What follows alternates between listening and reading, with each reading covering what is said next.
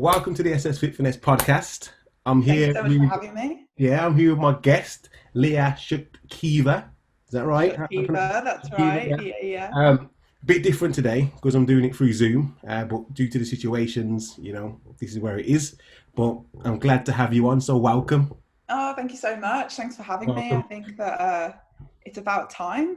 Yeah, it's about time. We've been trying to organise this for a while, but you've been a very, very busy lady. No. Your time is important, so I mean, you've made time now, so that's the most important thing. Oh, yeah, for sure. It's finding that balance, isn't it, Yeah, between work, and making time for doing yeah. stuff. And we'll Yeah. get into that, the whole balance thing. I'm sure we will. But okay, so introducing you properly, you are the pro eater, yeah, as you call yourself. Um, Yeah. 7 times official Guinness World Record, isn't it? Seven Yeah, due times. to be updated very soon. Okay. The UK's number one female competitive eater, as you can Europe's number tell. one female You, competitor. oh, okay, it is very. Covering Europe. You've got to update your Instagram. You've got to update your Instagram because this is what you call yourself on Instagram. So Yeah. okay then, and then obviously battle. Obviously, the battle of the super eaters Battle of Super Eaters. and C4 that you did, Yeah. and Channel I've 4 seen you on a lot documentary. more shows, haven't I? So but we'll get Yeah. into that. But Cool. I think the best way to start is, like I said, having a lot of new faces, different places, a lot of people listening. Introduce yourself, like who is Leah? Tell them a bit about yourself, just a sentence. How A would you describe it? sentence. Well, hello, my name is Leah Shutkever and I'm Europe's official number one female competitive eater. I'm also a multi Guinness World Record titles holder and an avid optimist at that. I Okay. always drop in that I'm an all-round good woman, but I like to Yeah. just a little one on the end. Why But not? that is Why me in a not? You got to nutshell. drop it in there. You got to put that in there. Yeah, That's what it absolutely. is. All right. So tell me a bit about your background because I'm always interested to when individuals achieve a lot or they've done a lot. I just want to understand where they come from because I feel that's where people can relate. Because you always Okay. look at people when they've done so much, you think, well, how did they get there? I can't do that. But let's bring it back to basics. And Leah, at what age when you were just, I mean, obviously we can talk into how the transformation and whatnot, but tell me about Oh your yeah. background, siblings, parents, how does that work? Okay, so I grew up in South Birmingham. I've got a very mixed family. My mum's Latin American, Egyptian. My dad is English, Irish, and Russian. All right. So I've got a very mixed background. We're all like big time foodies. So I grew up as quite a foodie household kid. My mum went from being a model to being a chef. And so I had both of those influences kind of behind me. And my dad is like a real man's man, farmer's boy, kind of the Sunday dinner type guy. Yeah. So I grew up in a household that was very food focused. We ate when we're happy and eat when we're sad and eat when we're celebrating. So that obviously is something it definitely like rubs off on you as a child.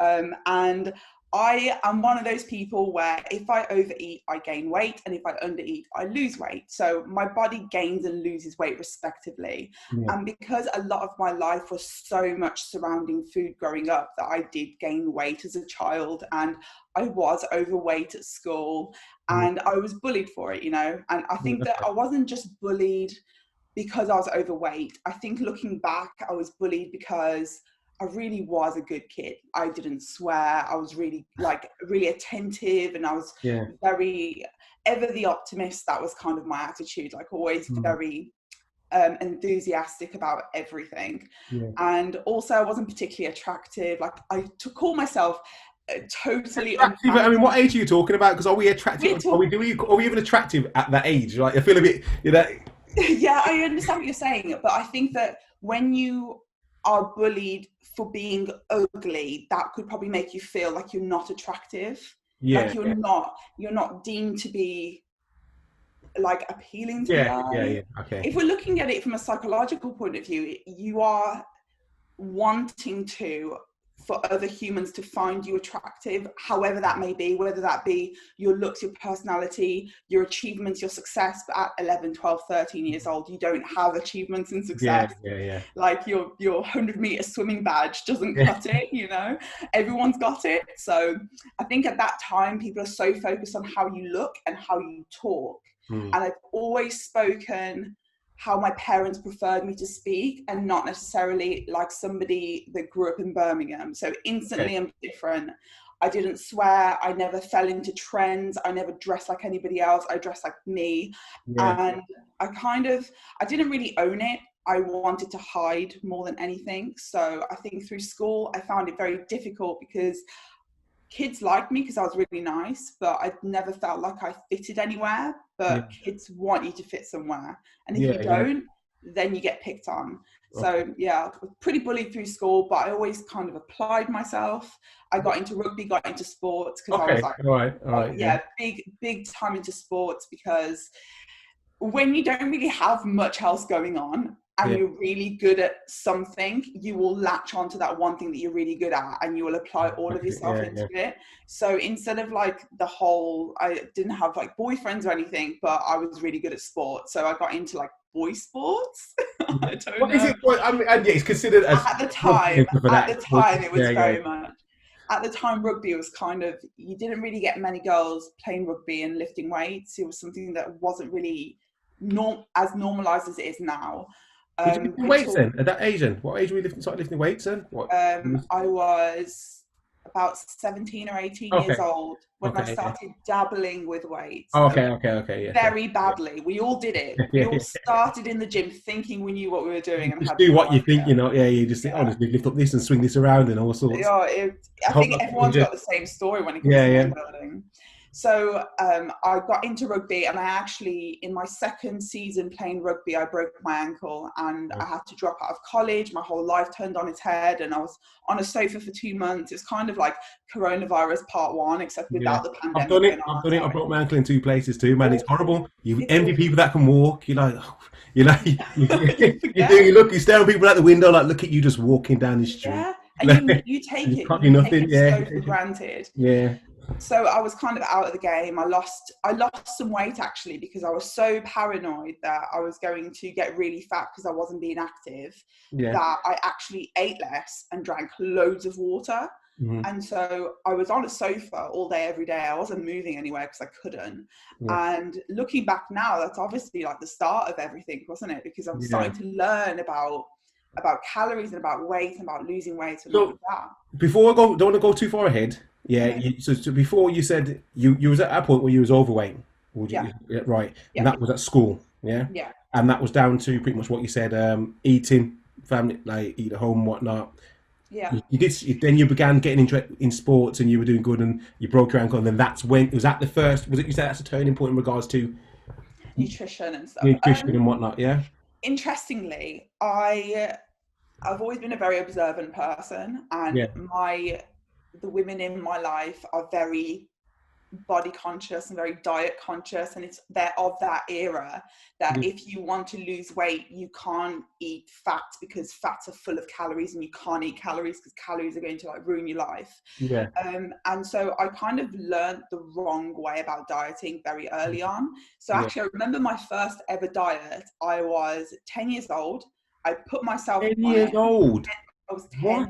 I was 10 years old. I knew I was overweight because people were telling me I was overweight. And I knew that being overweight was a problem because people were making it my problem. And so I thought the only way that I'm going to make it all like go away is if I was to go on a diet and lose some weight. I mean, well, like what's the worst that could happen? You know what? I mean, how long ago was that? How long was that? 20 years ago. 20 years ago. So I'm shocked that you were even considering and talking about losing weight at that point of time, because I think things were a lot different then to a certain extent. They must, I don't know, but it must have affected you for you to do that. Imagine but nowadays, I think kids will be like this because of social media. What you're saying will be strange. I think kids even younger may even be insecure. So I think the difference between then and now, and I'm going to say that kids have it a lot better now for many reasons. Back then, we didn't have good role models. We had size 0, Twiggy. We had that was what was in the press. Catwalk models, as a female, especially, And that was what was deemed attractive. We didn't have Kardashians. We didn't have like the rise of the curvy girl. We didn't have like all of this self-love stuff. All we knew is that my mum used to be a model. She was a lot smaller than me as a frame and as a person, Yeah. shorter than me too. But then when I knew that she was so tiny, but I wasn't, I couldn't understand why. So I thought it has to be something to do with my eating. So I need to go on a diet. And so in my mind, I'm like, okay, so I've seen women in my family diet, but they do fad diets. So they would be like on a cabbage soup diet and on a fruit diet and on a yogurt and apple a day diet. And so I actually started by cutting all of my portions of my food in half. And so I'd eat half of everything. But do your mum allow you to do this? Because I'm thinking 10 years old, I'm thinking you're talking about I've got to go on a diet. My mum's like, I would say it's a parent's. It's a parent. I've got a daughter. You're feeding them, so she's obviously feeding you the portions. Yeah. But obviously she's to a certain size. I'm just trying to understand that. Okay, so I think there's like a two-sided thing here, and I'm not trying to dig my parents out. Absolutely not. They definitely brought me up with a good appetite. But I think from their point of view, you're a kid and you're chubby and you grow out of it. Grow out of it, I know that. Yeah, and that's fine. But my parents are also very aware that I was overweight. But then also, I didn't tell them that I was dieting. Oh, okay, right. I would only eat half of my food, put the rest back. And it's unlike me, because in my household, you eat all of your food. You eat everything you're given, because there are starving kids in the world. All of those things. My mum and dad were like, this is what you're getting. This is what you're eating. Don't moan about it. You're grateful for it. You eat it. Done. So my brother and I grew up with pretty healthy appetites. And then my mum is a feeder, and my dad is too, to be fair. they kind of feel better in themselves when other people are enjoying food with them. So I think my brother and I probably enabled that behavior a little bit, where we were like, okay, give us another food, give us some more. So I think that I learned very quickly that to lose weight you had to eat less. But obviously yo-yo dieting, then the Atkins diet was kind of coming into play at that time, and I think you had there were all not keto, but there was variants of keto way before keto became a thing. It's weird to talk about this like I'm ancient, but I'm like, it's a small part of time, obviously, but because you've grew up in all the changes, you've seen it.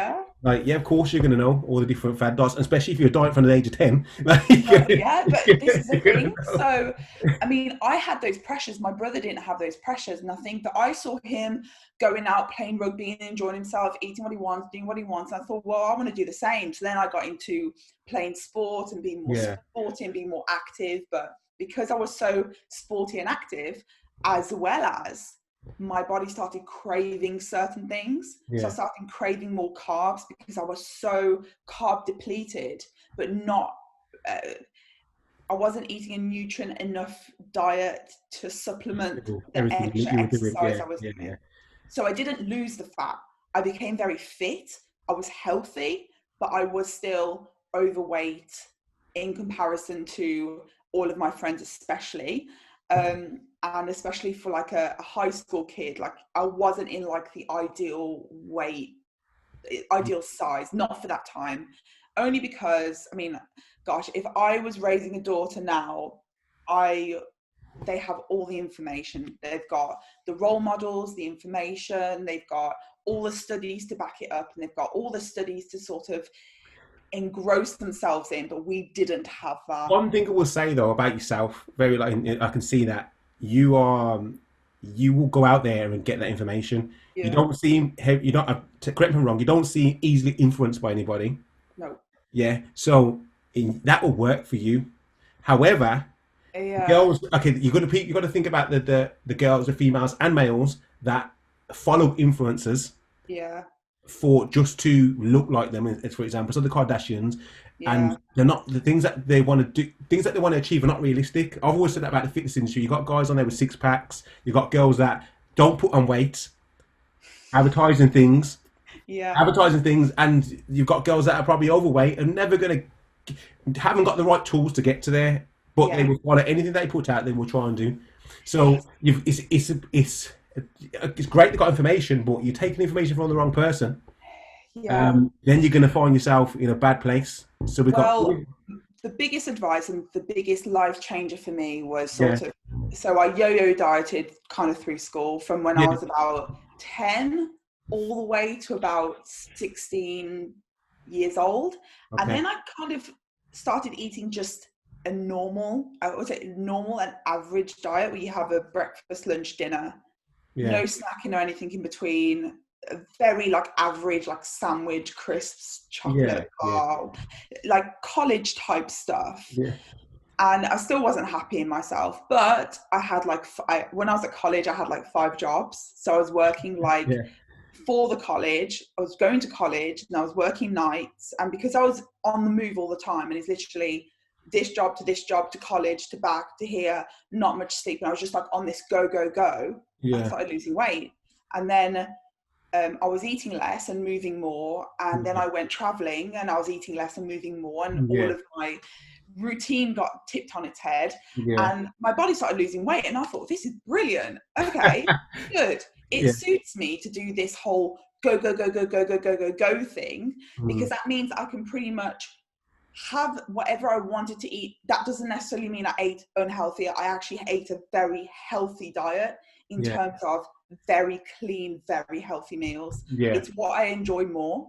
So I wasn't going to McDonald's. I actually stopped eating McDonald's when I was like 15. I just refused to go. yeah, I don't know why I got it into my head that if I couldn't eat these foods, then I won't eat those foods. So okay, then my diet started evolving. I started cooking my own food, and I cooked food since I was very young, so I was very comfortable in the kitchen, yeah, very comfortable making my own food and all this stuff. So started like really bringing all my diet back to basics. So it was proteins, carbs, fibers, keeping it very, very like that. But obviously all catches up with you eventually, and you do too much and take in too little and your body's going to burn out. So my body did burn out. It took me about, I would say that I was overtraining. I was moving too much and not eating enough and not yeah. resting enough. And I did that for a cycle of about, I want to say like a year. So you went from one, basically you would say you went from one extreme to the To the other. other. Yeah, yeah. So I it's, almost went from like the unhealthy dieting to like the healthy dieting, but then when you do anything too much, it's bad. yeah, yeah, yeah, So then when I was like, let's say when I started uni, so I've gone traveling, I've lost all the weight, and now what would How, be how are considered you feeling? Before you go for, how are you feeling now? in myself Psychologically? right now? No, not right now. At that point, sorry. At At that that time. point, how are you feeling? Because okay, you lost all this weight that you had. Yeah, Great, fantastic, like you said. But you said you're exhausted. yeah. Lifestyle change. I mean, how are you feeling mentally? That's Yeah, a and good yourself. question. Yeah, That's a good question, and not many people pick up on actually.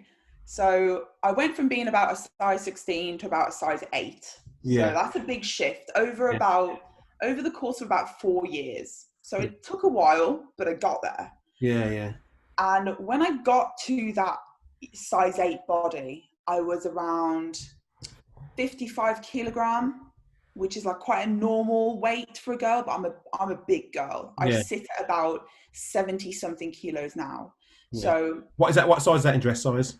I'm like a size 10, Okay, all but right. I'm actually about the same weight as I was when I was overweight, Okay, if all right. that makes sense. Yeah, So my body composition has changed totally, but obviously my weight doesn't matter. yeah, But I lost all that weight and I actually loved it. So for the first, I want to say the first 6 months, I was like, yeah, I'm skinny. yeah. And I was getting into these little dresses and I'd go out, and I was about 18, 19, 20 Oh, years okay. old. It Yeah. was like the time of my life. I'd go out, I'd wear dresses for the first time that ever, Yeah, you'd never before. never before. Yeah, And I felt great. And the cutoff point was my boyfriend at the time, the guy that I'd met when I was like 21, yeah. he was a bodybuilder. Oh, And so he was quite like in good shape and he knew about that world. And I was just a skinny girl, like I looked like a skinny fit chick. yeah, yeah, yeah. Like The how, cardio bunnies. The ones yeah, that, yeah, yeah, exactly. yeah. Like a very yoga body, I would Yeah, say. yeah, yeah. So like athletic-ish, but quite skinny, not really any curves, I was quite straight up and down, to be fair, considering I inherently have quite like an hourglass shape. Yeah. So it was the skinniest I've ever been. I'd bump into people I haven't seen in years and be like, oh my God, you look amazing. Okay. And that to me stuck. And it was like, okay, I look great. I need to stay as I am. Yeah. But when I was with this boyfriend, we would go out and I kind of won't eat all day, but he would eat like 5 meals. And so we'd stop every 3 hours so he can eat. And I'm thinking, God, this guy eats all the time. Yeah. And then, so my weight and like my fixation on my weight and like what I ate and what I didn't eat kind of got to the point where it was affecting my energy levels. Yeah. I was developing levels of anxiety that I'd never felt before, to the point that I didn't want to go out. I would just spontaneously fall asleep. Like I'd be watching TV and I just fall asleep on the sofa. And then I went through periods where I couldn't sleep and I was just incapable of doing things to my full potential because I had no enthusiasm for the activity. I didn't feel like it was going to benefit me long term. I wasn't putting all of my effort into university. I felt like I didn't understand things. And at the time, I thought that it was just me and that I was just a bit... Yeah, it's going through something. because I was always a good student. I always performed really well. I got good grades at school and at college. I get to university and suddenly my brain is just blanking out. Like I just can't understand anything. And so I had to take like a real big step back. And then one day, my boyfriend at the time actually said to me, like, he kind of said in a way, like, you are too skinny, like you're too thin. And I think that maybe I'd hit my like thinnest point and it was too much. Yeah. So I had a big cry. I cried for it feels like I cried for like 4 days about the fact that I was now too skinny and I was never going to please people. And when I was done feeling sorry for myself, I decided to put a plan in place for how am I going to get myself to a point where I'm neither too skinny nor am I too overweight. Yeah. So I spoke with him and I was like, okay, well, I don't want to put on fat. I want to put on lean mass. I want to put on muscle. I want to have muscle tone. I want to look fit. I want people to look at me and think, that is a girl that works out. And he was like, okay, cool. Started showing me NPC bikini girls, because at the time we didn't have Instagram. We didn't have the YouTube videos and the influencers. All we had was like Amanda Latona, Jamie Eason, JNL, a few bros, and then the bodybuilding.com articles that give you like... Yeah, bodybuilding industry wasn't a thing. Like it just wasn't. It wasn't a thing at them times, probably, at all. I mean, fitness wasn't as big as it was now. No, so you wouldn't see it out there. You didn't see girls lifting weights in gyms. Yeah. It was only ever like the bodybuilders' wives and girlfriends that would ever dabble in it. Yeah. So I started going to my local gym, and you're right when you said earlier that I look like the type of person that will learn about a subject before I ever do it. And I did. I found every article, and I remember Monica Brandt used to put out, she's like this champion, like Olympic champion bodybuilder, like she was amazing. At the time, she used to write articles for, I think it's bodybuilding.com. Okay. And I used to read her articles and take it as like a Bible. Yeah. And I used to just try things. So it's like, okay, she says this, I'm going to try it and trial it for 1, 2, 3, 4 weeks. Yeah. See if it works for me. If it works, great, I'll stick with it. If it doesn't work... What you just said there, before we cut you, what you just said is key. Like, I don't think people understand, like, it doesn't work for everybody. So what you're doing there, you've got to trial it. Like everyone, like some people may ask you, some people may ask me, how'd you get to that? I'm like, look, I can tell you the way I done it, but it doesn't mean it's gonna work for you. But like, so I just thought that is so important. That's one thing I always tell people, like, you've got to trial the most important. So carry on. They want to skip past that. No, definitely. I think a lot of your wins as a person are in your failures. Yeah. It's about learning what it is that works, whether it be even in your professional life. There's a lot of trial and error, or trial and improvement that you do have to go through. So I feel like I went through that. So I didn't set weight goal. I didn't set a strength goal. I didn't set any kind of goals like that. All I thought was, I'm going to start adjusting my lifestyle to fit this fitness lifestyle. So I thought, I'm going to go to the gym at least once a day, whether that means I lift weights, hit a body part, do cardio, do mobility, do stretching, because I'm really into gymnastics as well. So like that was another part of my life that I wanted to maintain. And so I was doing something every day, something active every single day. And that was part of my life. Then I thought, right, my water intake was high. Now I always drank loads of water. From when I broke my ankle, I was pretty much on like 4 or 5 liters a day. And that was at 16 years old. So at this point, I'm used to that. So then my water intake went up. I was training harder, training more. Then I thought, right, I remember the first day that I started lifting weights, and I was with like the 5 kg, like curling with 5 kg, but even curling with 2.5 kg. And I look at it now and I think, I've come such a long way, but you do have to start somewhere.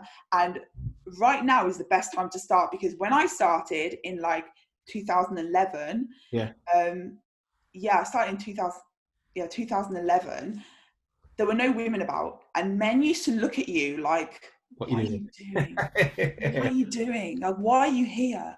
Why are you trying to look like a man?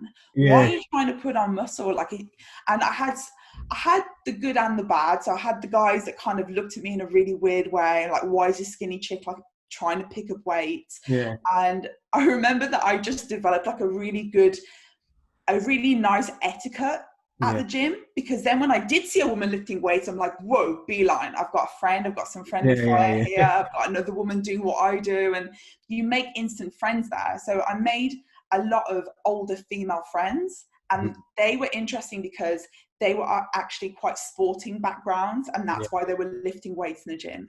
So the education's so different than if you were to just come up off the street. And then you get the other side of men who want to help.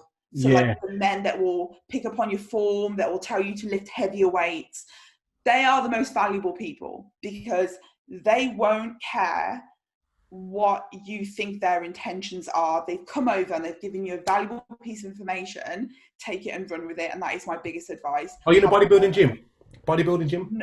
No, not to start off with. That wasn't in a bodybuilding gym. That was generally a normal gym. Okay, fair enough.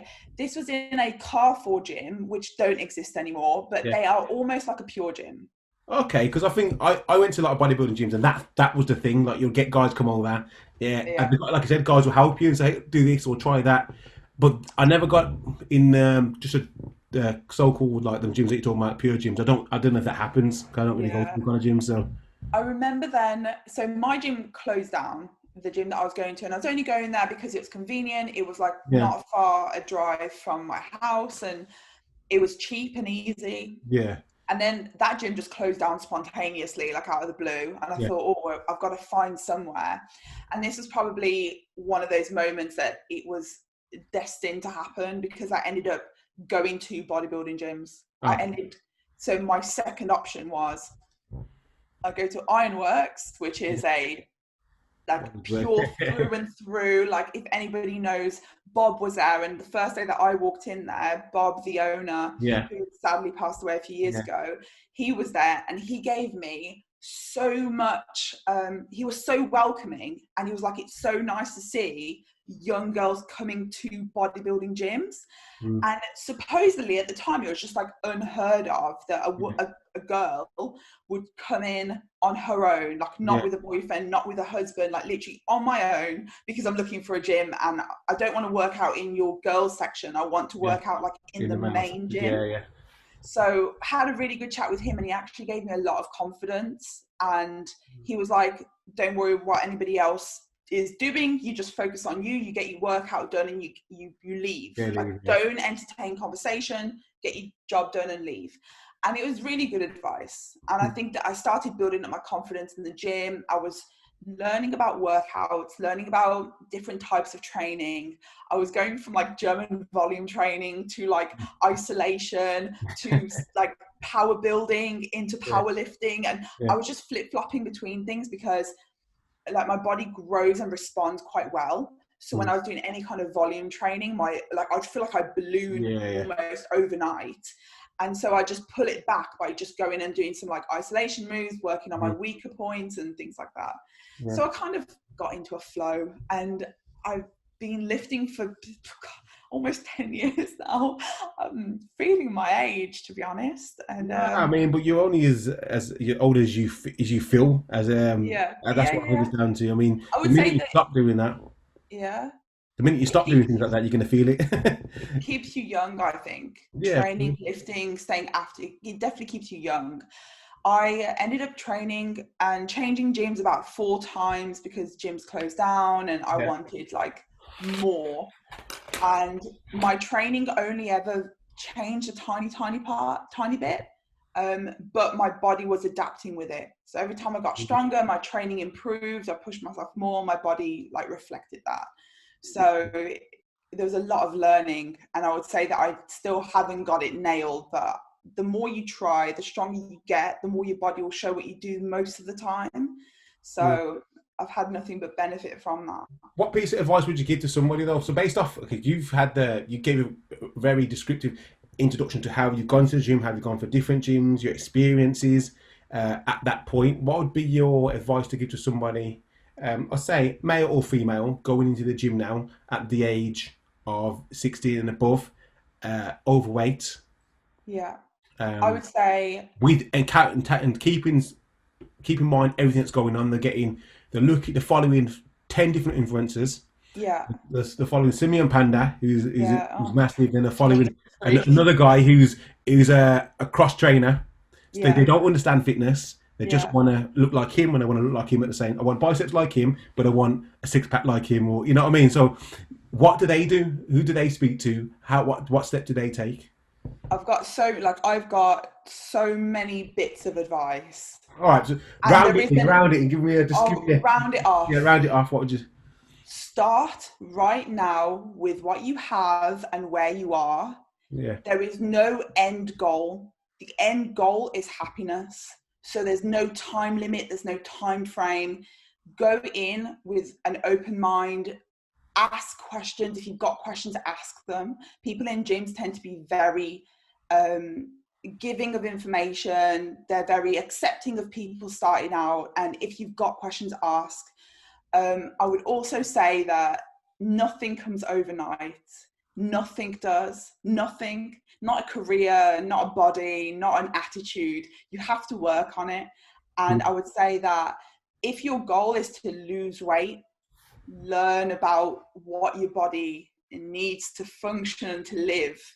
And actually you'll see that a lot of things in your life you can sacrifice.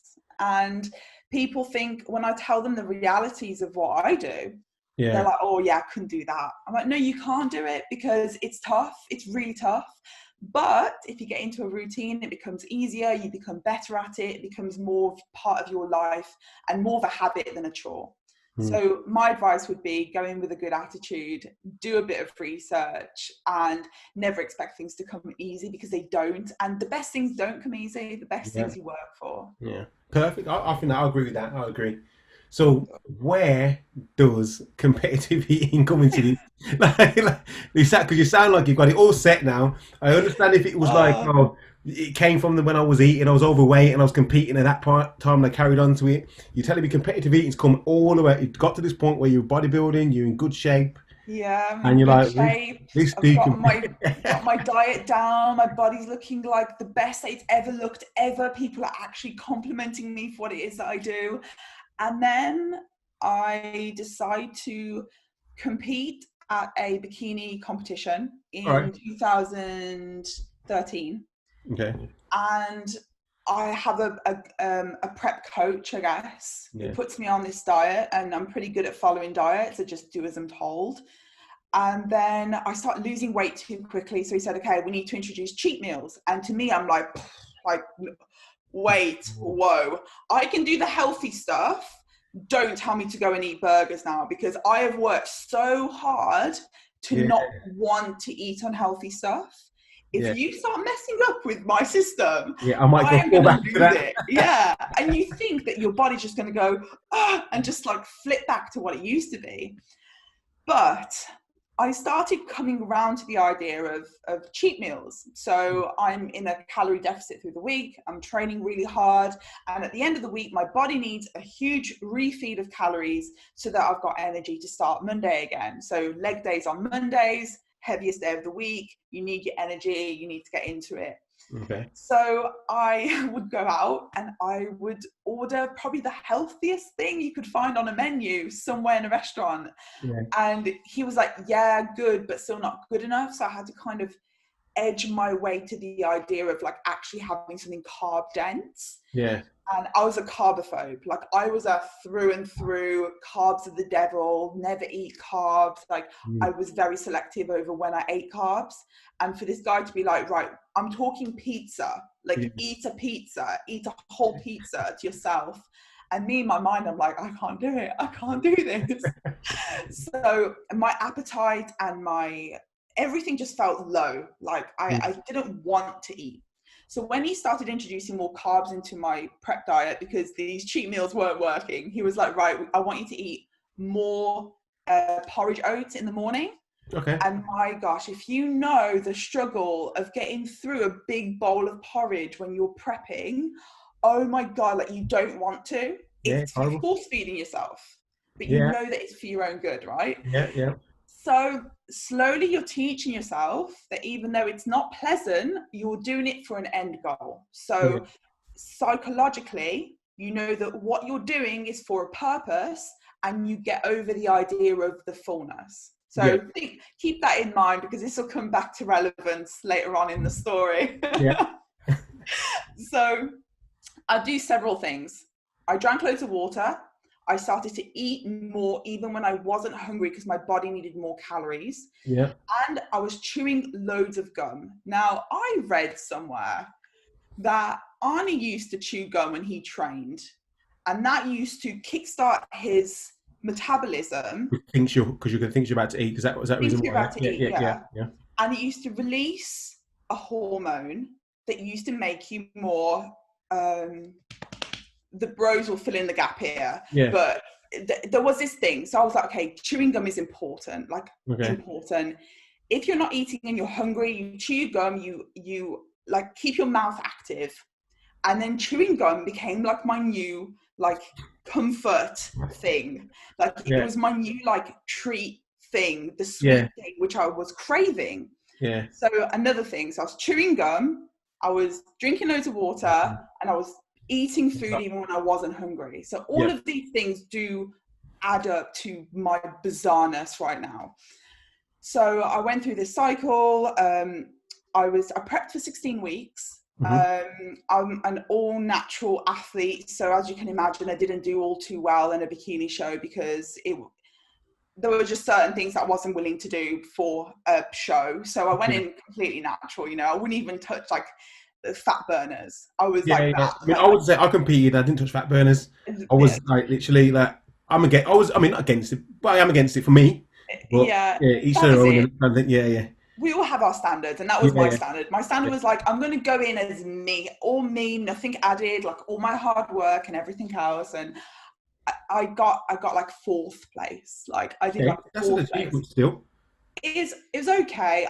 I am an overachiever type of person, and because I knew why I came 4th place, and I wasn't willing to do what I needed to do to get to 1st place. Do you understand? So I thought, right, this is not the sport for me. These girls, commend them; they look incredible, and I'm so like in awe of them. But this is kind of the end of the line for me here. While this is all going on, my older brother, would go to a local restaurant and do a food challenge. Now, bear in mind, when you're dieting, all you want to do is see and know and hear and look at what anybody else is eating, because that's all you're thinking about is like, I wonder what they're eating. I wonder what it tastes like. What's the texture like? Explain it to me. Yeah. So my brother would go to this local restaurant and attempt this food challenge with his friends. So they're like rugby lads, they're all lads, and they'd go out eating on a Sunday and they'd do a food challenge. My brother failed 10 weeks in a row to do this one challenge. Okay. That's £180 to put it into perspective. Wow. 180 pounds. So he'd come home every week and he'd be like, I'd be like, oh, how did you do? And he was like, yeah, I know, failed again. Got to the last bit and I failed. I'm like, you've seriously letting the side down, because my family are like known for being big eaters. And like, you can't do that. Surely. And anyway, I gave him a really hard time about it. And he kind of said, you know what, after your little show, you can come and show me how to eat some food. I was like, you know what? The show, literally, as like your meal after the show. The idea was that it would be a post show, but it wasn't, because I competed a lot in Portsmouth. Okay, yeah. It was like the following weekend. So I had like I did the proper thing. So I did my show, I reverse dieted out, and then I did the cheat the next week. Oh, okay. So I didn't have too much of like a rebound. I know people struggle with that now, but I was kind of like forward thinking then. Yeah, I just did the rebound. I went, straight away after that. I didn't really want the water weight. I felt like it wasn't worth it. So I ended up going to this restaurant the following week, and because we'd had a bit of back and forth on Facebook, the restaurant recognized me and were like, so are you going to do the challenge? And I was like, okay, yeah, let's do it. Because I'm competitive, right? But I just said, yeah, go on, let's do it. So they said, we've got this new challenge. Do you want to try that? I was like, sure, what is it? And they're like, it's a stack of waffles. And it was like a stack of waffles that was like layered with brownies and peanut butter and marshmallows and ice cream. And like, it sat about like that. Yeah. Plate. Anyway, so my mum had come with us and she asked for extra spoons for when I failed the challenge. Okay. And so instantly for me, I'm like, all right then, moms, is that how it is? Yeah. Fine. And so I went at it with a spoon, and without even rushing, I did it in 6 minutes. And I was like, what? Wait. And then my family were like, what the hell? The waiter was like, oh my God, I need to get my manager. The manager came over, he was like, what the hell? How did you do that? And then he had to ask the people on the table, they're like, nobody helped her, right? Yeah. And they were like, no, she did it all on her own. And at this point, you're getting all of these people going like, bloody good work. And I'm like, I had more applause there than getting on a stage in a bikini. Like I'm into this game. Like I like this thing. Yeah. And then I get the meal for free, and I get a t-shirt, and I get the accolade, and I get the applause, and I get the bragging rights. And obviously my brother's like, oh, how embarrassing. First so I went back. The restaurant called me back again and back again and back again. I did most of the challenges on their menu and set most of the records on their menu too. So I was like, I'm good at this. Like, I'm good at this.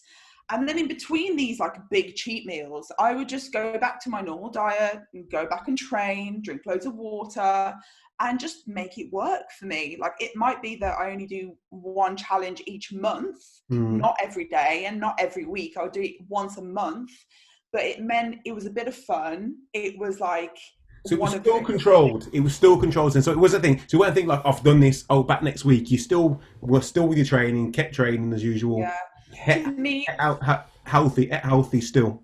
Yeah. Yeah. Fitness to me has always been number one, because it's been the one thing that has always made me feel the best about myself. Yeah. Because it's that thing that gave me that I was more accepted when I got into fitness. I felt like people admired my work ethic. Whereas if they meet you as a person, they're not going to know that you've got a work ethic unless you've got a body that shows that you've got some form of a work ethic. And so on that very like fickle, like very shallow level, you gain a lot of respect for not even saying anything. And it's like, okay, cool, this is good. Okay. So yes, very controlled still over what I was doing, but only because I was trying to find the balance between this insane thing that I can do and like my fitness life. So my body kind of like adjusted and adapted a lot over these years, because I feel like I moved gyms a lot. I was in bodybuilding gyms from this point on, like very heavily into lifting heavy weights. Yeah. My body was wanting more calories and wanting more food. So it actually worked out really well. I feel like I got the most result when I allowed more relaxed diet approach. and more rest, then my body was training harder, training better, looking better. So I kind of use that to my advantage. So on the side of this all happening, I obviously graduated university, and I was working for the first part as an architectural assistant because I studied architecture. And then I got a job as a design manager. So I was working as a commercial interior designer. And that was kind of the other side of my life. So I was kind of fitness and an interior designer, and I was very camera shy and very shy, and I didn't like my photo taken. I didn't like being on camera. I definitely couldn't like talk on camera like I'm having to do now. If you used to talk, very good at it though. You're very good at talking and just admitting the camera. I mean, you've had a lot of practice with the YouTube though, haven't you? I suppose. It's been life lessons learned over the years for sure. But back then I was super shy. I was into myself. I had a very cushy job. I really enjoyed it, very creative. And I did the fitness thing on the side where I'd go to the gym a lot. I trained a lot. I'd go before and after work every day without fail. And so like I still maintained my like level of like balance there. And then I get a call from TV Tokyo that are a Japanese TV company that are like, we've heard that you do challenges and we've heard your name talked about a few times from different people, and we can't seem to find any videos of you doing them. I was like, oh no, I don't film the challenges. I just go and do them with like friends and family. I just turn up and shut shit down and go, no cameras. This is it. And I'm like, please don't film me. But I'm pretty sure my friends did crack out a camera. But back then we didn't have. It weren't the thing, isn't it? Like just a. We didn't have iPhones. We had like Blackberries and a really rubbish camera quality. No memory on your phone. You're not getting like a 24 megapixel camera on a phone. You'd be lucky to get an 8 megapixel. But so it wasn't really part of the culture back then. You'd go out to eat and you'd actually speak to the people that you are out eating with, and you like phone culture just wasn't a thing really back then. So they called me and they were like, look, we are recruiting, we want a Team GB for the World Championship Eating Competition. And I was like, right. And they were like, so we're doing a qualifier in London, which we'll pay you to go and do. And then if you win the qualifier, top 4 people will get flown out to New York to compete against Team USA, Team Japan, and Team Taiwan in the 2015 Battle of the Big Eaters. And I was like, what? So at the time, I was like in a place in my life where I've always been very, I've been an opportunist for most of my life, where somebody like, have a go at this. And I'm like, okay, let me have a go. Let's see what this is. So I've always been very optimistic and very sort of enthusiastic and open to opportunity. And I thought, well, this is kind of a once in a lifetime to go and do. So the qualifier was every big eater that they've heard of in the UK. All in London. The competition was on the top deck of a boat on the Thames. There was a big long table. There were about 12 to 15 of us all lined up. Japanese crew, like everybody's talking Japanese. The hosts there are like these famous Japanese hosts. And I was like, this is the most surreal experience. Was it all men? Any females? 2 girls, the rest guys. So it's myself and a girl called Emma who, I don't know, she used to do like local challenges too at the time, but she hasn't really been on the scene for like 4 years now, I want to say. So we did the qualifier and we were eating Scotch eggs. Now, when I say Scotch eggs, I don't mean like the little Scotch eggs you can get in the supermarket. These were like, they were huge. They were like the size of maybe slightly bigger than a tennis ball. So think about a whole egg inside, meat, and then deep fried or however they did it. Did they tell you before? Did they tell you before what you're going to eat? I'm assuming they tell you. They said that we were going to eat something very British, but they couldn't tell us what it was. If you don't like it? Tough. Is that how it is in the competitive eating world? Shut up and eat. You show up, you perform, you put on a brave face, and you go. That is just it. Okay, all right. Take your reward. Thank you. So yeah, we were eating Scotch eggs, and obviously they wanted to tell us all on camera so that we're surprised for the camera. Yeah. And I don't like Scotch eggs. Oh. I do not. This was October. It was in like winter. It was cold. I was in just a little top like this, on the top deck of a boat on the Thames, eating cold Scotch eggs for 30 minutes. There's 30 minutes on the time clock, and there's unlimited amounts of Scotch eggs. So you just have to keep eating and eating and eating. Oh my gosh. I got to 15 and I stopped. I'm like 5 Scotch eggs ahead of everybody else on this table. Yeah. So I just stopped, and then they all came to like question me, like, are you finished? I'm like, I'm not eating anymore if I'm winning anyway. Okay. And they were like, okay, cool. So I just sat there and I felt so sick. Like I felt ill. And I sat there, and obviously you have to put on a brave face for camera, and you're like, I feel terrible, but you can't tell anybody, and I don't like Scotch eggs, but you have to be respectful and be very grateful and appreciative for the food, which often you don't feel grateful and appreciative for the food at this point. But we got to the end, and it was literally, I had 5 minutes to just sit there, and I won. And I was like, I can't believe I just won. Like, these people already have YouTube channels and they already do videos and post them and things like that. I am a nobody. Like, I've come up from just some have a go bloody Harriet. Yeah. I'm just like have a go hero type of person. And I just couldn't believe that I'd won. And I flew to New York 2 weeks later, competed at the World Championships. We were there for a week. It was the most bizarre, surreal, amazing experience of my entire life. Did you get tracksuits? That's all I know. Did you get tracksuits with Team GB on there? We got like a bib, almost like a bib. Yeah, with my name in English and my name in Japanese and my age. And then it just had like, it was blue because that was our colour, blue. And they had like Team GB on it. And I'm thinking Olympics. I'm saying we're walking out, tracksuits, everything. Walking to the table.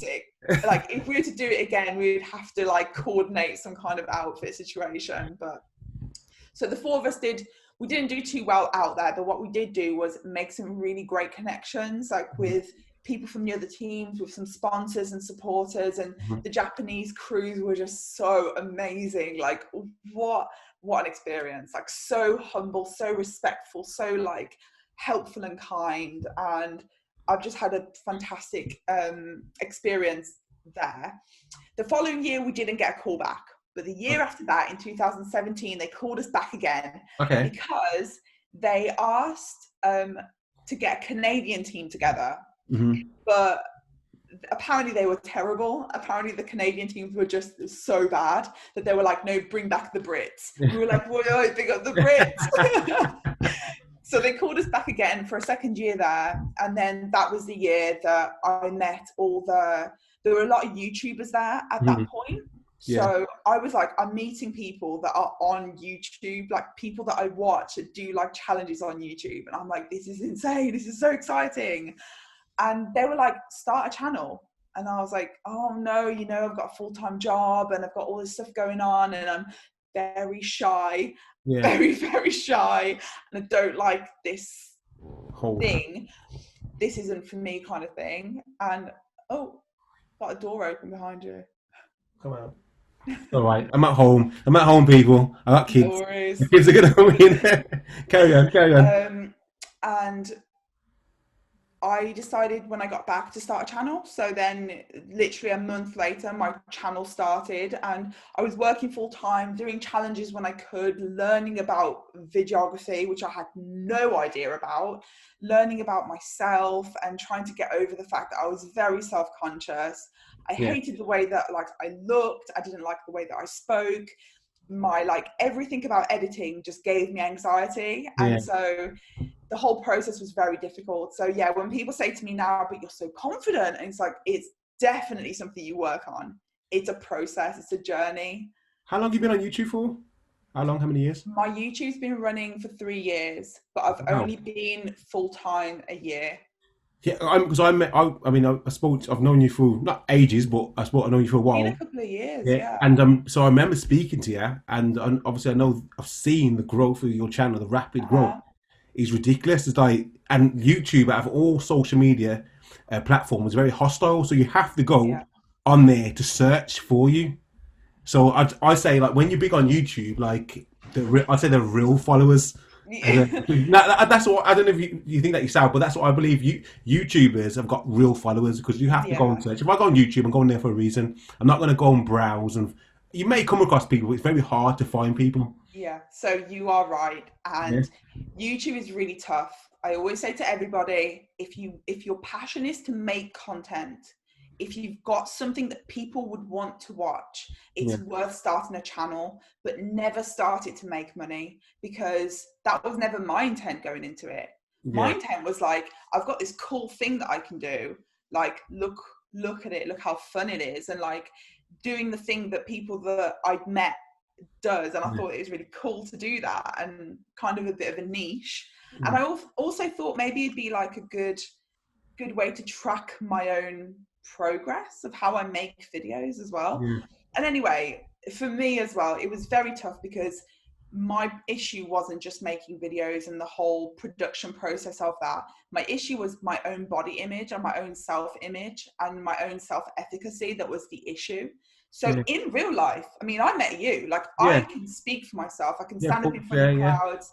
I've been in roles where I was like student council president. I was an ambassador at college. I had these roles where I was selected, I was elected to be this person that represented a group of people.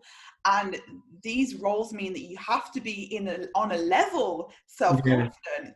So I'm confident in the fact that I have a great I've got a way about me where I want the best for everybody. I speak from the heart and I speak very openly. I'm very yeah, honest and straight down the line. I pretty much can't hide any emotions, but also at the same time, don't show too many emotions. And I talk a lot with my hands, which I heard was really good from a TED talk one time. And the Italian hand's pretty much stuck ever since. And it's been working for me. So I'm not going to knock it. I'd say if you want to learn how to get people's attention, you yeah. talk with your hands, because that's what they look at. And it instantly True, grabs them. bring them in. I to get the hands involved then. That's Right, it, yeah. so you're doing things that you're not comfortable with, and it's good. I'm glad that you talk about you just being honest with your insecurities and Yeah. things you felt, because, like I said, I think people need to be able to relate with you because you're Yeah. on whether you consider you're on a big platform, Yeah. and you've got followers and people look to you for what. That's what I'm going to ask you. I'm going to ask you, what do your followers say to you? What kind of followers do you have? Are they following you for the food? Are they following you because just you for your personality? Are they following you because you're a food critique? I mean, are they following what, or your person? Like, what is it? Like, what do you think Okay. people are following you for?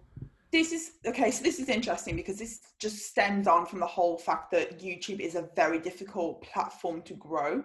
Yeah. So the reason I can't take full credit for my following, because Okay. when I started my channel, I would do challenges that were pretty viral, Yeah. or challenges where other YouTubers were likely to do or have done. Okay. So I actually used the fact that I was quite a good speed eater to challenge some very good competitive eaters, like people like Matt Stoney, which is one Yeah. of the people that people always refer to. Yeah. Matt Stoney, Furious Pete were two of like the biggest YouTubers that I knew of. Yeah. And so I would just do challenges which they've done, or do challenges which they're likely to do. Yeah. And because I was quite fast at eating, and I say quite fast, like in the world, I'm probably like up there in the top 10 of the Hey. fastest eaters. In that respect, I kind of knew it was a matter of time before people were going to find me. Yeah. So I was never clever. I was never clever with it because I'm not technologically savvy in that sense. It was a lot of growing and learning and seeing what other YouTubers were doing and trying to parallel what they were doing, and then trying to make it more my own. So you develop an identity in yourself when you start seeing the people that you admire, see what they do, learn from what they do, take what they do and make it yours.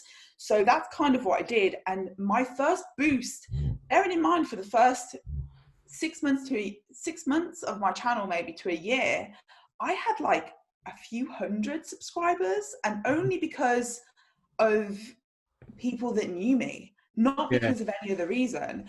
So it's really tough to make content that takes you hours to make and puts you in a certain head mindset, makes you feel very insecure about yourself, makes you feel really rubbish, and you have to edit the video and you don't really like it, and the camera quality's crap, but you put it out there because you have to put it out there, and then it's viewed by maybe 156 people, and you're like, all of that work. But I just had this, like, for lack of a better word, this hunger inside of me that I just thought, you know what, like, this has potential, because I see these people and they're creating this content and I can do what they do. How many followers do they have? So hundreds of thousands. Okay, so you knew there was a massive, you knew there was people, there was a market out there for that, and it was the two fastest eaters were two men, as you mentioned. So you was a female. I was a female. Was any other females doing it? Yeah, there are females, all in the States though. So there's nobody in the UK that was doing the same thing as me. To compete with them though, to keep level. I'm saying we're talking about levels here. Like so no, they are like another level, like a worldly level. So, and you're up there, kind of thing. You're kind of. So they rank you in terms of like. So in the world, I'm not officially ranked. Yeah. But if you were to put us all in a room and have us compete against each other, I would rank very highly. Yeah.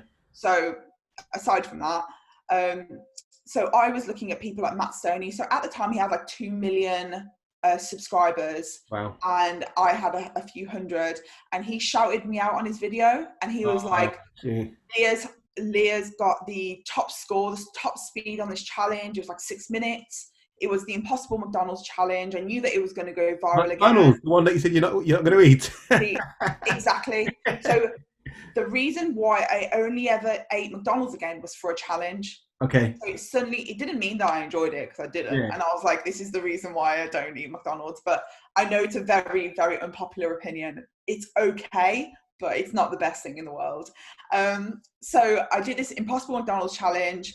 I got a pretty good time. It was like 6 minutes to eat 4 large Big Macs, 4 large fries, and 4 milkshakes. 6 minutes, and then Matt Stoney shouted me out on his video. He was like, Leah holds the top score for this so far. I'm going to try and beat her. He beat me by about 30 seconds, and I was like, amazing. My followers went from like few hundred to 10,000, what felt like overnight. And it was like, oh my God. And that gave me like a boost. And then I thought, right, time to make better content. And then slowly over the next 2 years, I started learning what works, listening to my subscribers. So the people that followed me, this is back to the audience. Yeah. My audience were people that were diehard Matt Stoney fans, were my first subscribers. Okay. And then it evolved. Then slowly I started to get more just people that love food, people that love competitive eating, a lot of Americans, and then slowly in the UK, the whole man v food culture came into play, in and out of play. And so in the UK, Lad Bible was sharing food challenges and people like that. So I went viral a couple of times a couple of years ago, and my following just went up and up. And I thought, okay, I need to start doing things that I've been. Let's talk about Dr. Brilliant, because obviously not everyone would have seen you. Like I've seen you. It's some of the things you do is crazy. Like I've seen you the other day. You were doing something with the hot dogs. Yeah. Oh, yeah. Like, what the hell? Like, listen. It's Leah.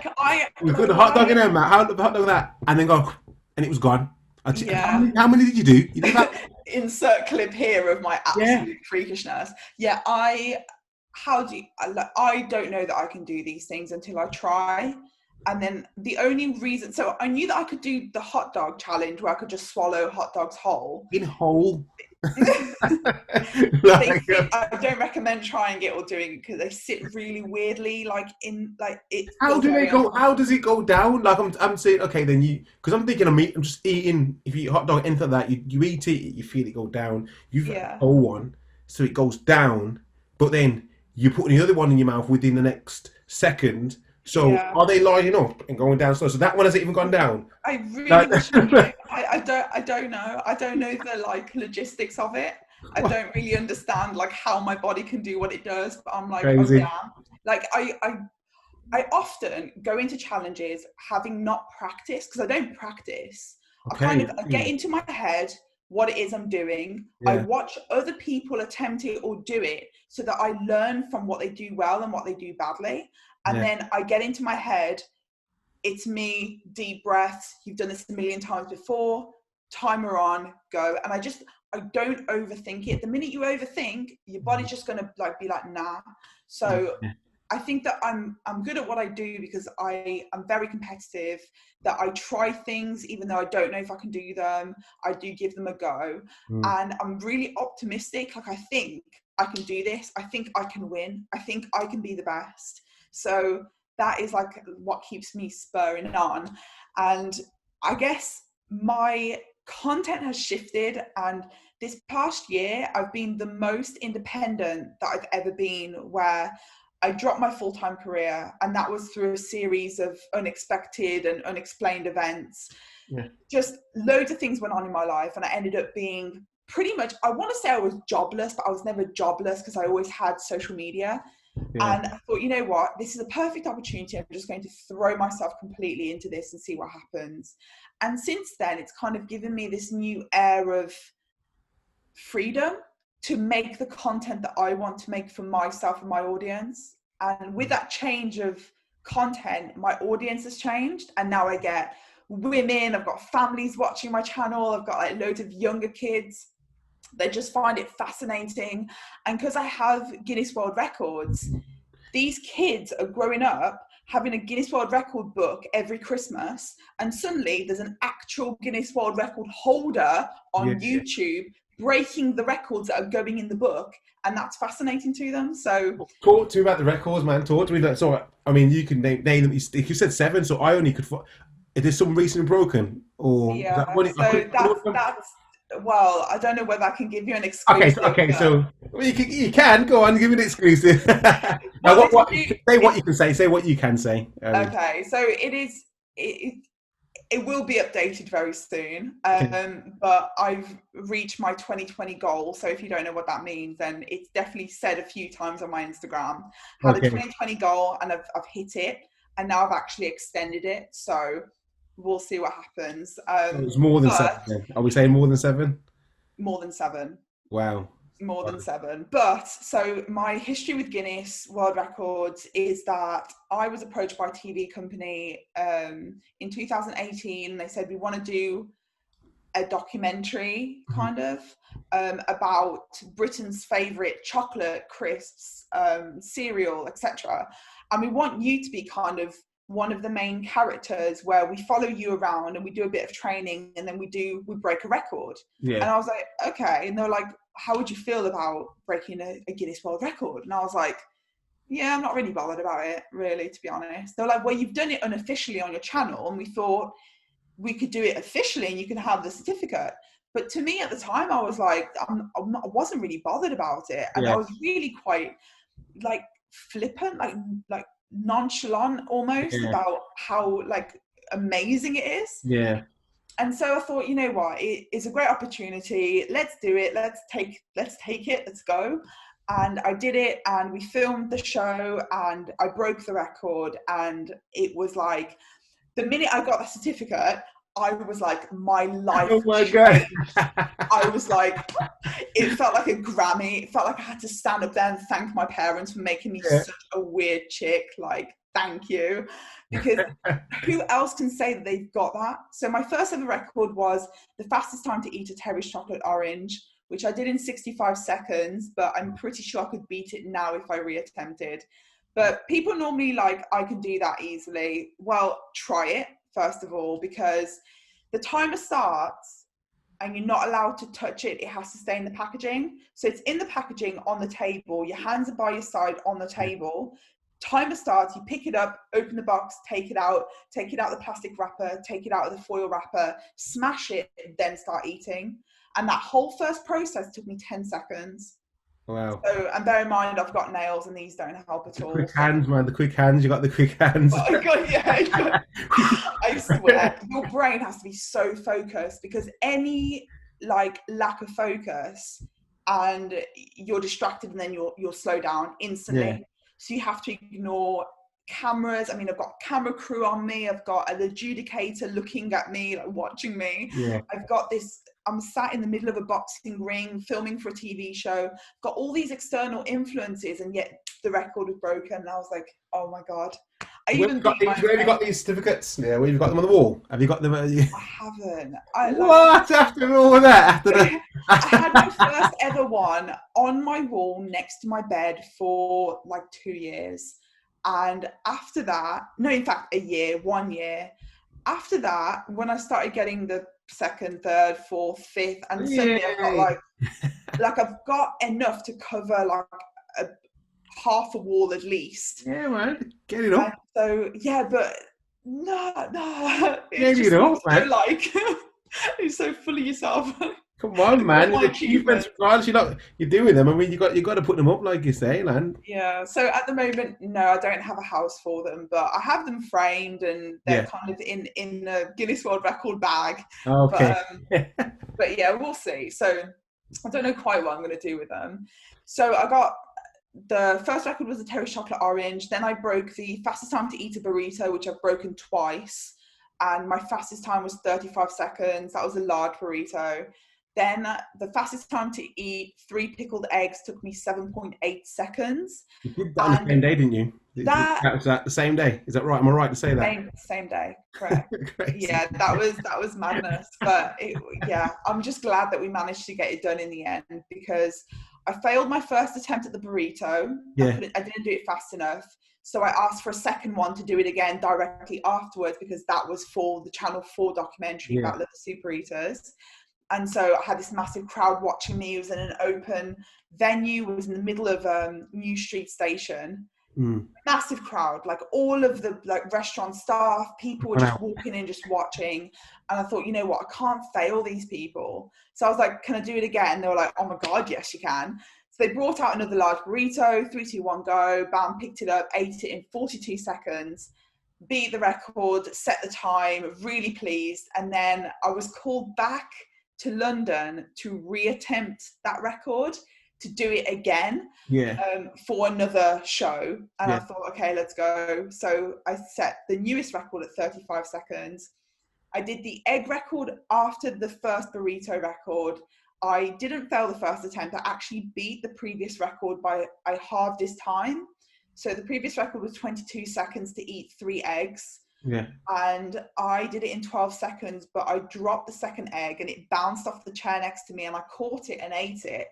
Managed to do it in 12 seconds. But the production company were like, just in case, let's just do it again. So at this point, I'd eaten 2 large burritos and 3 eggs, and I was going in for the next 3 eggs. So the next time I did these 3 eggs, I went to bite down on the egg and it actually just went straight down. And then I thought, so it turns out I can swallow eggs whole. So I just swallowed all 3 of them, and that was it. And did the record 7.8 seconds, learned that I had this new skill that I had no idea I could do, and got another record. Then after that, I did a gig in London where I did the fastest time to eat a muffin with no hands. And yes, it means that your hands are behind your back and you can only just dive into it. Yeah. And I also broke the fastest time to eat 3 mince pies. And then after that, I did other records I can't talk about. 2 I can. So with me, give me, shoot. 2.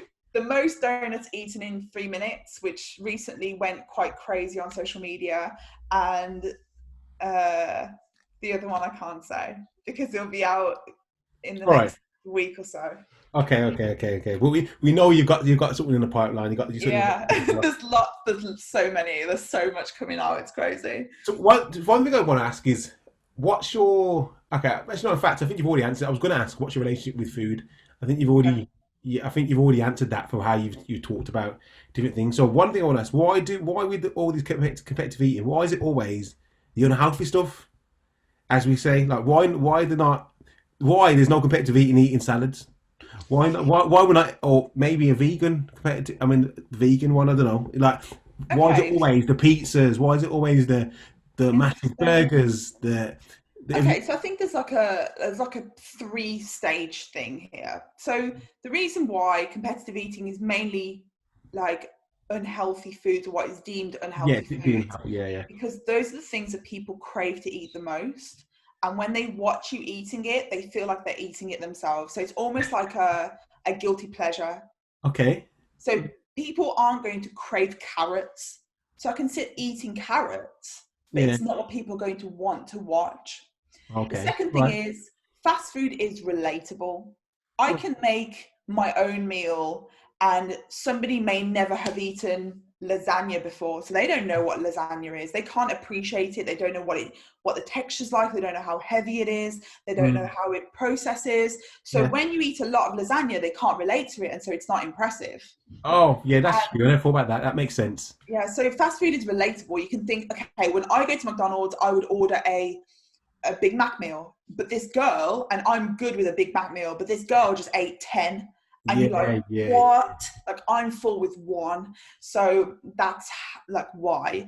And I think the final reason is that fast food's a lot cheaper to do. Okay, that's true. No, that's true. That is true.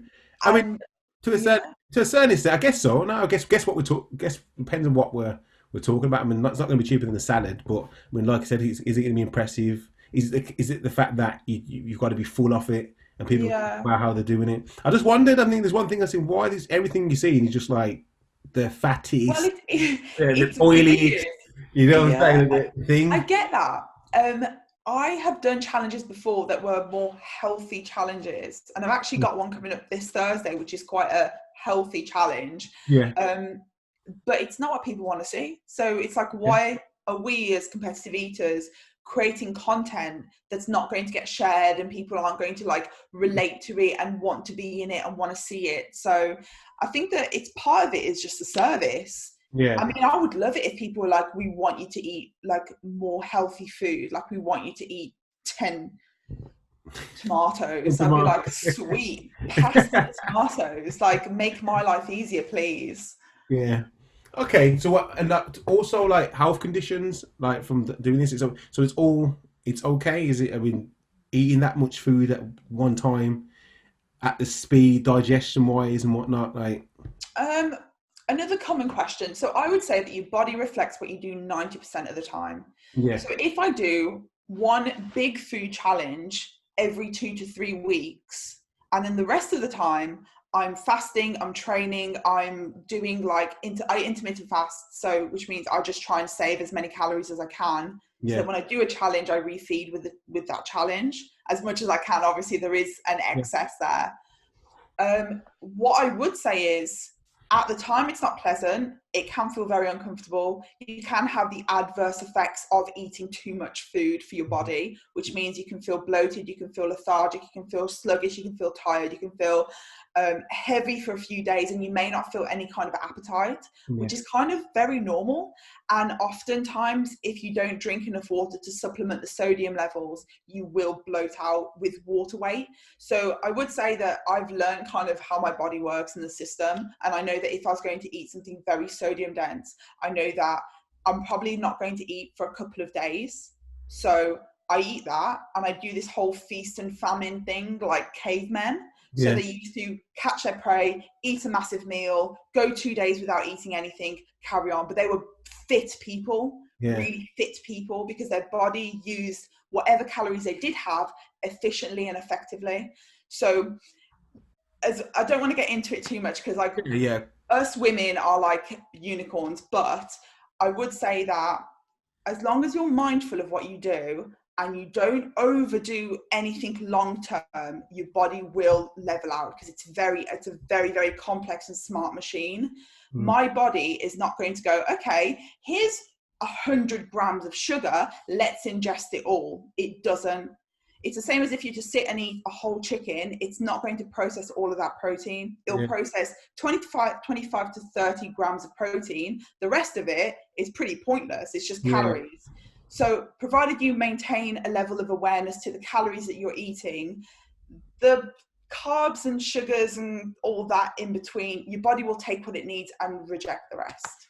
Okay. So like I said, you've got a deep understanding, like all competitive eaters like this, or just you? No. I would say that not just me at all. I would say that there's a new wave of competitive eaters, which are quite fit people that go to a gym, people that are very active, people that have had the same level of discipline in my past. They've had the same. So you do get some people that are like military. You get some people that are models. You get people that are fitness professionals, because we understand discipline, we understand our routine, we understand what our body needs and what it doesn't need. We know that a lot of it is psychological. To get yourself through a challenge, it's more psychological than physical. I hit my wall like 10, 15 times each challenge. Yeah. I'm able to carry on, stay professional and carry on. I think you give a lot of hope to a lot of people. The way I'm not even lying. Like I said, that's the first thing when you told me, when I first met you, were like, competitive eating. I was like, this is just bizarre, man, because obviously you do it to the extreme of eating. You can eat this much, but as long as it's balanced, and that's the main thing from what I'm taking from what you're saying, balance, understanding of what you're taking in. You just don't dive in, even though I didn't know you go to that extent of understanding of what you're taking in within when you're going to compete to what you're going to do after and prep before. Because it's all relative. People are watching me, and I feel like people are waiting for me to fall off the wagon. So in my mind, I'm like, I want to keep ahead of the fold. And so I film my content like weeks in advance.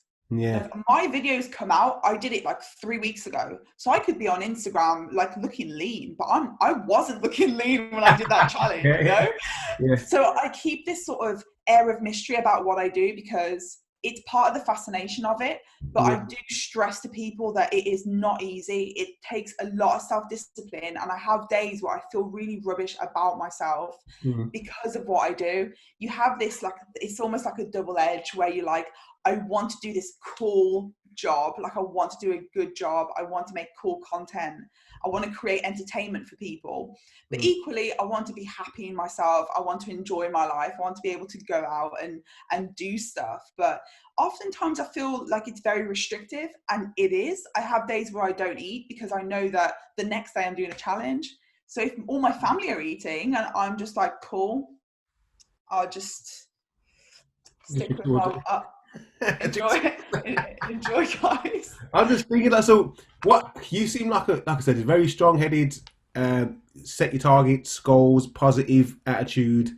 What would you say has been your biggest obstacle, if you had the biggest obstacle so far? And don't have to be related to the food.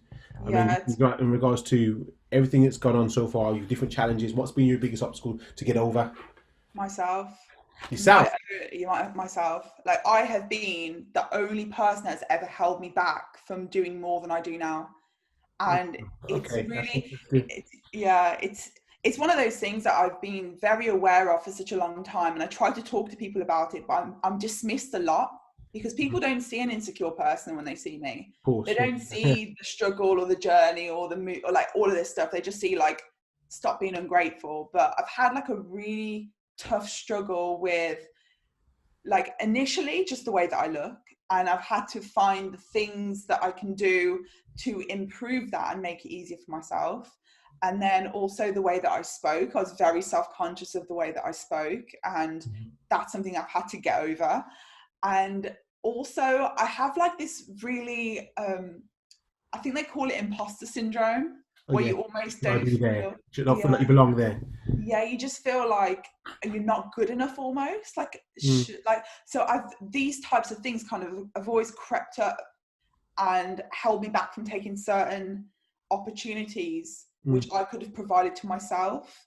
And I've been very accepting of other people offering me opportunities, but I would never go after them necessarily myself. So even though people see it as like a success story, I would actually be more successful if I was to just have a bit more self-belief and go out after things instead of just waiting for them to come to me.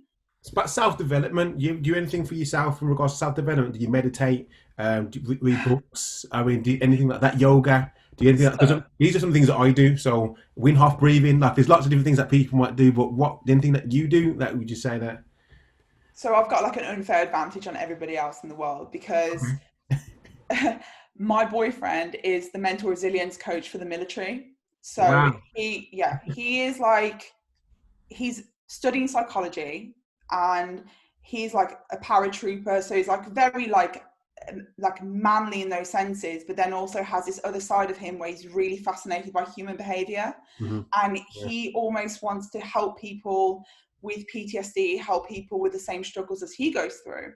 And so when we got together, which was like almost 2 years ago now, he was kind of dipping his toe into the whole psychology thing, and we got into a lot of deep conversations about me and my self-image and my self-perception and my self-efficacy, and all of these things, and these terms have all come from conversations with him. Yeah. So instead of telling me how I should feel and telling me what I should see, he almost did it like we spoke in ways where I was coming to my own conclusions. Yeah. And it all led back to me holding me back. Yeah. So my whole social media, everything that I've done, my career, the fact that I was like jobless and I ended up on social media full time, was all during the time that I was with him, and he was just my support system and I was just like pushing forward. Yeah. So I feel like for me, having somebody that I can speak to openly, freely, like without any kind of stigma attached to that, we have like a very communicative relationship, and that's very important. I have the same kind of relationship with my parents, but they're savage. They don't really get it. But yeah, it's going to be different. I mean, like based on that, so basically you've got your partner. You plays a big part in regards to huge part. But again, with meditation, so he's introduced that into my life. Yeah. Whereas I've introduced yoga and movement and stretching and things into his life. Yeah.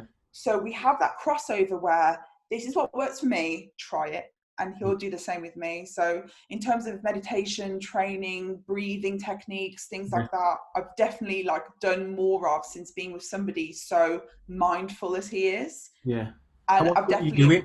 How often will you do? If you is these things you do religiously, or you're saying you've dabbled in it? I mean, I'm talking about like, because I spoke to a pro boxer, and she does the Wim Hof breathing, and she does yoga. This is something she does religiously, and it says it's helped her to get to where she was.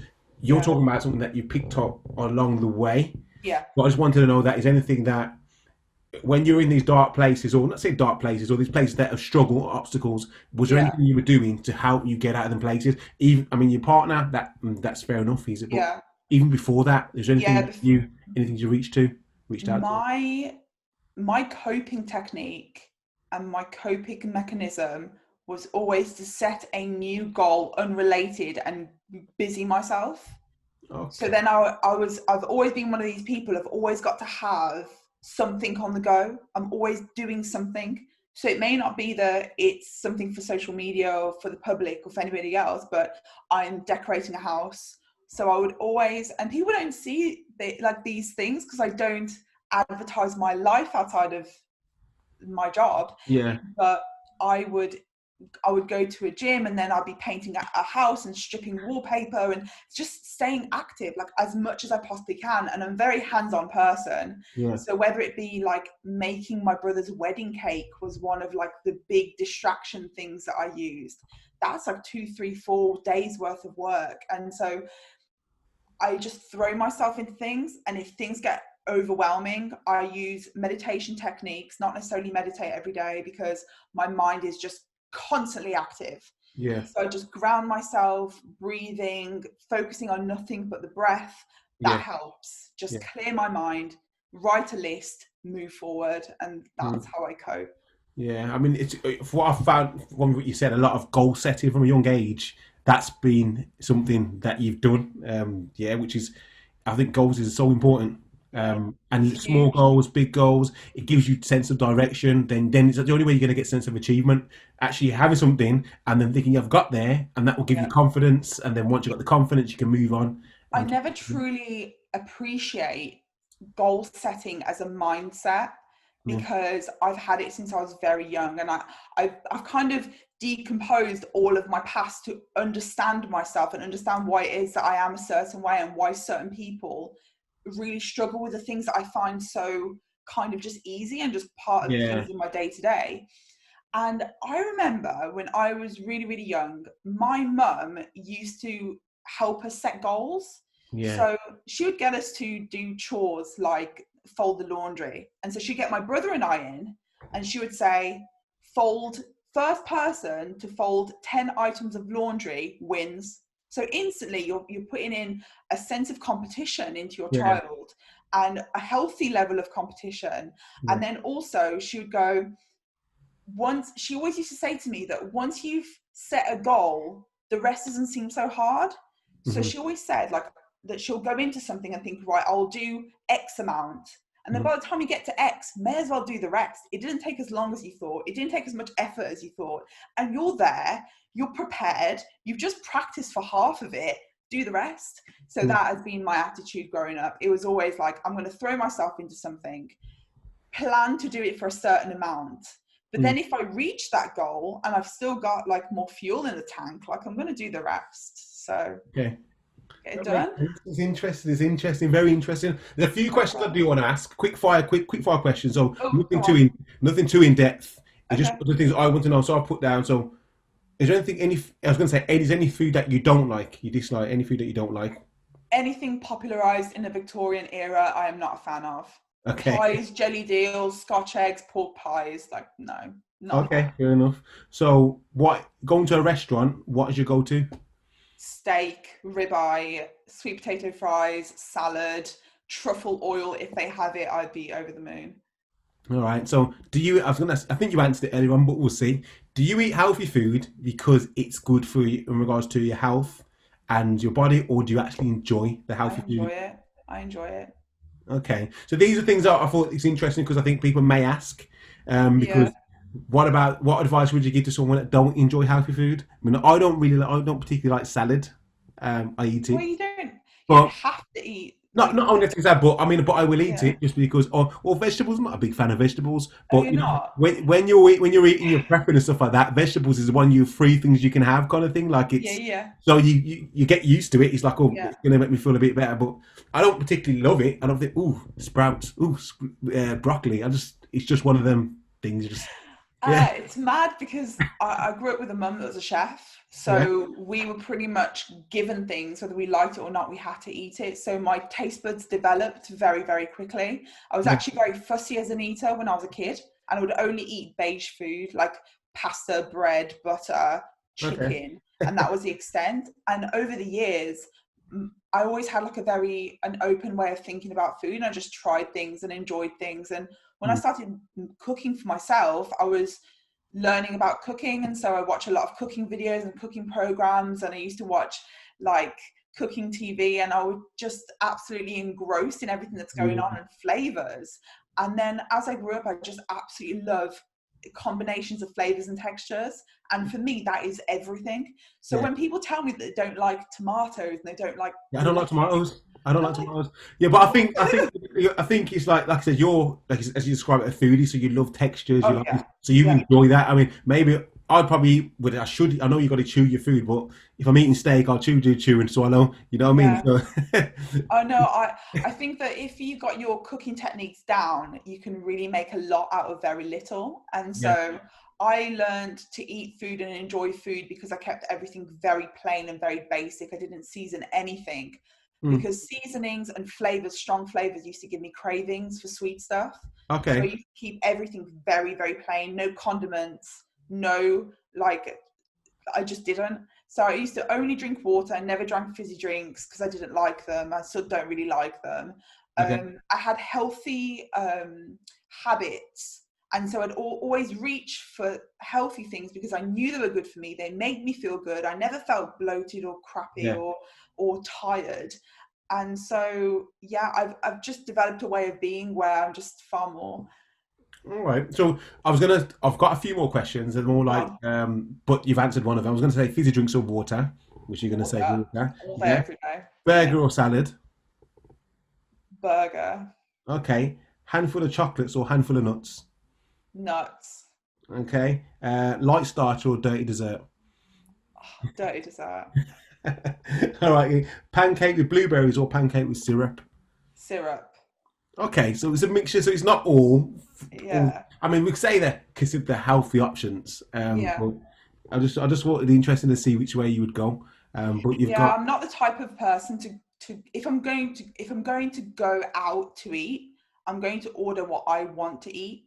But when I'm at home, I eat food for fuel kind of mentality when I'm at home. That's what I'm like. Food for fuel. And I try not to like fuss about it too much, because if I start fussing about it, then I'll start caring too much about flavors, and then I'll start getting cravings. And like, just do whatever works for you, and you've got to find what that thing is. And for me, it's taken 15-20 years to learn what works for me, but hopefully people will be able to sort of start on their journey, find what works for them very quickly and stick with it. Because the point is that irrespective of what I've done over the past 15-20 years, I've always been consistent in what I have done. And so that's where I've got the results from. So I guess the other top tip is be consistent with whatever you choose to do, and then your body will reflect that. Okay, thank you. Well, I'm going to wrap it up because I know it's been a good talk. I mean, you touched everything. You touched on platforms. You talked about food. You talked about your personal. I mean, being honest and open about your personal life and how you've grown, and you can see the growth in regards to the way you've explained it. It's just good. And I mean, I'm sure there's a lot more. I think the last question I want is, what's next? I mean, I'm thinking, when is the fitness side coming to? Because you know so much about nutrition. And you're into your fitness. It's almost like I know you got to set yourself. You do the eating, and you got to set yourself with that. But you're almost selling yourself short because you know so much information about the other side. Like a lot of people. I think it's a difficult one because I don't feel like I'm qualified through experience, but I'm not qualified through qualification. So I figured leave all of that stuff to the professionals. I don't want to be another one of those YouTube professionals that I just spurt out what works for me. And then I've got all these women thinking that following my lifestyle is going to help them, but may not necessarily at all. And I've been through this crazy roller coaster journey. I don't want women to do the same as me. So in my opinion, it's study the spectrum of diets, of protocols, of training. Find that we all do the basics. We all do the basics in very different ways. So yes, I could do that kind of content, but I want to keep my channel about food. I want to keep it about entertainment, about competitive eating. And what's next is loads more records, and you'll be seeing a bit more of me. On TV? On TV? I assume anything on TV? Yeah, maybe. We'll see. All right then. Well, thank you again, Leah. I know you're a busy person. Appreciated. Like I said, everyone go follow. I mean, you want to drop your Instagram handles. I know you got a load of followers, but more the better. I think people should go check out your challenges. It's crazy. If you're into food, lovely. If you're not into food, still go watch it because it's just crazy to watch. Definitely shareable content. Definitely shareable content. And they're only 2-3 minute videos, a lot of them. Yeah, I mean, they range because people do like to actually watch a 10-minute video, but you can definitely skip forward, definitely watch just the eating part, and it's never very, very long. So what's your Instagram handles? If you go onto Google, search my name, Leah, Leah Shutkever, Shutkever. I am the only one in the world, and you'll get all of my social medias. I'm on YouTube, Facebook, Instagram, and Twitter, because I occasionally tweet out some stuff, but never anything that interesting. But go ahead and follow me. She says that. Well, you've got a lot of knowledge, and you've got a lot to say. You know what I mean? And even down to your captions on your Instagram, everything's very well thought through. Because I think that value is important, and we don't get enough of it these days. So, Thank you. Keep putting your content out, and I'll keep watching. And everyone can follow. Everyone stay listening and stay blessed. And thank you for coming on. Thank you for having me. Take care. All right. Bye.